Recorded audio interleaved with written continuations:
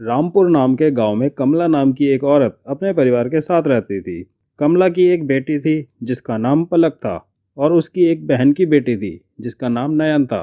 कमला की बहन के गुजर जाने के बाद नयन अपनी मौसी के साथ रहती थी। कमला और उसका पति नयन से बहुत प्यार करते थे और उसे अपनी छोटी बेटी मानते थे। नयन भी अपनी मौसी को अपना माँ जैसे मानती थी और उसे मासी बुलाती थी। कमला की बेटी पलक देखने में बहुत ही सुंदर थी, लेकिन वहीं नयन का रंग बहुत काला था, परंतु वो स्वभाव की बहुत अच्छी थी। और पलक का स्वभाव बिल्कुल अच्छा नहीं था। उसको अपनी खूबसूरती पर बहुत घमंड था। वह घर में किसी की भी इज्जत नहीं करती थी और नयन से तो बहुत ही ज़्यादा नफरत करती थी क्योंकि नयन का रंग काला था। एक दिन नयन पलक के कमरे में उसे शरबत देने के लिए जाती है तो पलक कहती है, पागल हो गई है? क्या जरूरत है सुबह सुबह अपना गंदा सा मुंह लेकर मेरे कमरे में आने की? पता नहीं अब मेरा पूरा दिन कैसा जाएगा। सुबह सुबह तेरी कोयले जैसी जो शक्ल देख ली। पलक इसी तरह बोलते बोलते हॉल में आ जाती है। हॉल में उसके मम्मी और पापा दोनों बैठे हुए हैं। उसको गुस्से से देख पलक के पापा बोलते हैं, क्या हुआ पलक, क्यों सुबह सुबह इतना गुस्सा कर रही हो? मम्मी पापा, क्या जरूरत है सुबह सुबह उस नैन को मेरे कमरे में भेजने की? अब मेरा पूरा दिन पता नहीं कैसा जाएगा। पलक, आजकल तुम बहुत ज्यादा बोलने लगी हो। वो बहन है तुम्हारी। ये घर जितना तुम्हारा है उतना उसका भी है। उसका जहाँ मन करेगा वो वहाँ जाएगी, समझी तुम? मेरा दिमाग मत खराब कीजिए। पता नहीं क्या है उसमें, बस उसी के ही गुणगान करते रहते हो। इतना कहते कहते पलक नहाने चली जाती है। ये सारी बातें नयन सुन रही होती है, लेकिन फिर भी वो कुछ नहीं कहती और चुपचाप अपने मौसी मौसा के पास आकर बैठ जाती है। नैन बेटी, पलक तुम्हारी बड़ी बहन है। इसकी बातों को सीरियस मत लिया करो। तुम्हें तो पता है उसकी आदत। कोई बात नहीं मासी, मुझे दीदी की बातों का बिल्कुल बुरा नहीं लगता। इसी तरह नयन के कालेपन का बहुत सारे लोग मजाक बनाते थे और साथ में उसकी खुद की बड़ी बहन भी उसका खूब मजाक बनाती थी। नयन लोगों को भले ही कुछ ना कहती हो, लेकिन मन ही मन उसको बहुत बुरा लगता था। वो अंदर ही अंदर अपने कालेपन को लेकर बहुत दुखी रहती थी। एक दिन पलक के माता पिता हॉल में बैठकर कुछ बातें कर रहे थे, तभी वहाँ पलक आ जाती है। पापा, मुझे अपने दोस्तों के साथ गोवा जाना है। हम आज रात को निकलने वाले हैं। तुम मुझे बता रही हो या मुझसे पूछ रही हो? अभी आपसे पूछ तो रही हूँ। खैर जाने दो। ठीक है, तुम्हें जाना है तो जाओ, पर अकेले नहीं जा सकती। तुम्हारे दोस्त बिल्कुल भी भरोसे लायक नहीं है। तुम्हें नयन को अपने साथ लेकर जाना पड़ेगा। क्या? पापा, मैं अपने साथ इस नैन की बच्ची को लेकर नहीं जाने वाली। इस काली कलूटी के चक्कर में मैं अपने दोस्तों के बीच में मजाक बनकर रह जाऊंगी। मासा जी, दीदी को अकेले जाने दो ना, मेरा वैसे भी जाने का मन नहीं है। पापा के आगे किसी की नहीं चलती और मजबूरन पलक को अपने साथ नयन को ले जाना पड़ता है।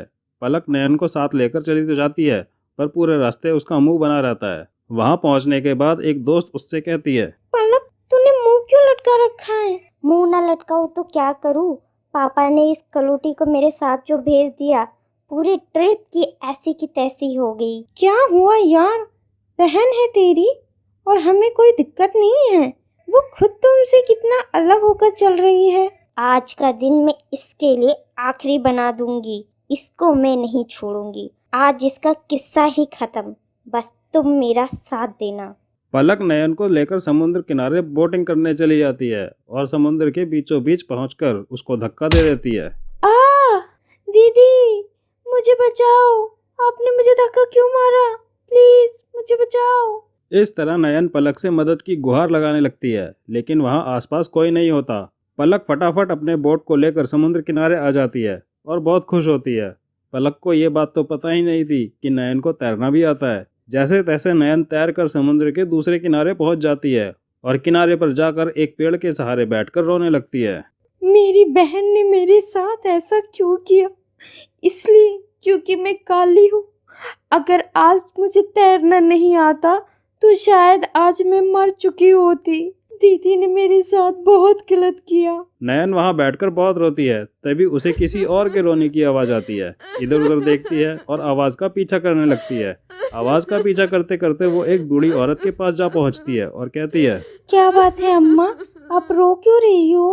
अरे बेटा, मेरे परिवार वाले मुझे यहाँ अकेला छोड़कर चले गए। मुझे यहाँ कुछ नहीं पता। कोई रास्ता नहीं पता, मैं कहाँ जाऊँ।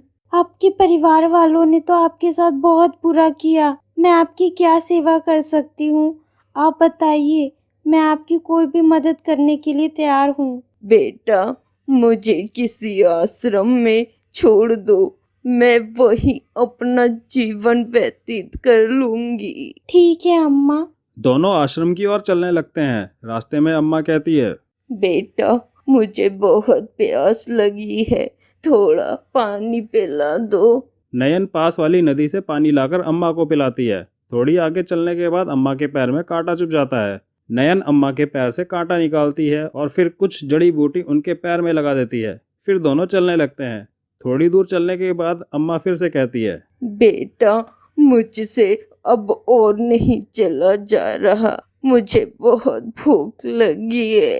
अम्मा, चिंता मत करो, मैं आपके लिए कुछ खाने को लाती हूँ, आप तब तक यहाँ आराम करो। नयन आसपास के पेड़ों से कुछ फल तोड़ कर लाती है और अम्मा को खाने के लिए देती है। खाना खाकर अम्मा कहती है, बेटा, मुझे नींद आ रही है। कोई बात नहीं अम्मा, आप मेरी गोद में सर रख कर सो जाइए। अम्मा नयन की गोद में सर रख के सो जाती है। अम्मा जितनी देर तक सोती है, नयन उतनी देर तक उसी तरह बैठी रहती है। जब अम्मा की आंखें खुलती है तो वो उससे कहती है, बेटा, तू सच में बहुत अच्छी है, इतनी देर में मैंने तुझे बहुत अच्छे से जान लिया। तेरा रंग भले काला है, लेकिन तेरा दिल बहुत बड़ा है बेटा। इतना कहकर अम्मा एक बहुत खूबसूरत परी में बदल जाती है। परी को देखकर नयन हैरान हो जाती है। नैन, मैं तुम्हारी परीक्षा ले रही थी, मैंने तुम्हें रोते हुए देखा, तुमने मेरी कितनी मदद की, तुम सच में बहुत अच्छी हो। मैंने तुम्हारी सारी बात सुन ली थी, तुम अपने काले रंग से बहुत परेशान हो ना, और तुम्हारी बहन ने तुम्हारे साथ बहुत गलत किया है। चलो अब तुम मेरे साथ, मेरे पास तुम्हारे लिए एक तोहफा है। वो नयन को अपने साथ उड़ाकर एक पेड़ के पास ले जाती है। उस पेड़ पर फल की जगह दर्पण लगे हुए हैं। पेड़ पर इतने सारे दर्पण? ये सिर्फ दर्पण नहीं है, बल्कि जादुई दर्पण हैं। ये लो जादुई दर्पण, और इसमें खुद को देखो तो। जैसे ही नयन खुद को जादुई दर्पण में देखती है, वो बहुत ही गोरी और खूबसूरत हो जाती है। आपका बहुत बहुत शुक्रिया परी, कृपया कर मुझे मेरे घर छोड़ दीजिए, मुझे अपनी मासी की बहुत याद आ रही है, और मुझे अपना गोरा रंग भी तो उन्हें दिखाना है। परी एक जादुई दर्पण नयन को घर ले जाने के लिए दे देती है और उसे अपने साथ ले जाकर छोड़ती है। जब वो घर पहुंचती है तो देखती है कि उसकी बहन पायल पट्टियों से लिपटी हुई बिस्तर पर पड़ी हुई है। मासी, ये दीदी को क्या हुआ? बेटा, तुम्हारी दीदी जिस होटल में रुकी हुई थी, उस होटल में अचानक आग लग गई और उसी होटल में पलक भी फंसकर जल गई। अब इसका पूरा शरीर जल चुका है। लेकिन बेटा, तुम क्यों नहीं आई और तुम्हारा रंग इतना गोरा कैसे हो गया? नयन अपने मौसा मौसी को सारी कहानी बताती है, सिवाय इस बात के कि उसकी बहन ने उसे मारने की कोशिश की थी। मासी, ये जादुई दर्पण है जो मुझे परी ने दिया, इससे दीदी तुरंत ठीक हो जाएंगी। नयन जादुई दर्पण पलक को दिखाती है। पलक जब उस जादुई दर्पण में खुद को देखती है तो वो ठीक हो जाती है।